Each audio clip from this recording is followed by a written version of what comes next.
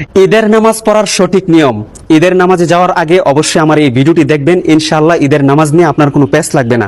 প্রথমে ইমামের পিছনে দাঁড়ানোর পর আপনি নিয়ত করবেন যে আমি মুক্তাদি হইয়া এই ইমামের পিছনে অতিরিক্ত 6 তাকবীরের সাথে ঈদুল ফিতরের 2 রাকাত ওয়াজিব নামাজ আদায় করিতেছি। আল্লাহু আকবার। তো ইমাম সাহেব আল্লাহু আকবার বলে হাত বাঁধবেন, আপনিও ইমাম সাহেবের সাথে আল্লাহু আকবার বলে হাত বাঁধবেন। তারপর ইমাম সানা পড়বেন, সানা পড়ার পর অতিরিক্ত 3টা তাকবীর দিবেন। আল্লাহু আকবার বলবেন, হাত ছেড়ে দিবেন। দ্বিতীয় তাকবীর আল্লাহু আকবার বলবেন, হাত ছেড়ে দিবেন। তৃতীয় তাকবীরের মাথায় আল্লাহু আকবার বলে হাত বেঁধে নেবেন। তারপরে ইমাম সাহেব সূরা ফাতিহা এবং অন্য আরো একটি সূরা মিলিয়ে রুকু সিজদা কমপ্লিট করে দ্বিতীয় রাকাতের জন্য দাঁড়াবেন। দ্বিতীয় রাকাতে দাঁড়ানোর পর ইমাম সাহেব প্রথমে সূরা ফাতিহা এবং অন্য আরো একটি সূরা মিলাবেন।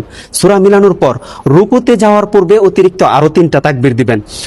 আল্লাহু আকবার বলবেন, হাত ছেড়ে দিবেন। দ্বিতীয় তাকবীর আল্লাহু আকবার বলবেন, ইমাম সাহেব হাত ছেড়ে দিবেন।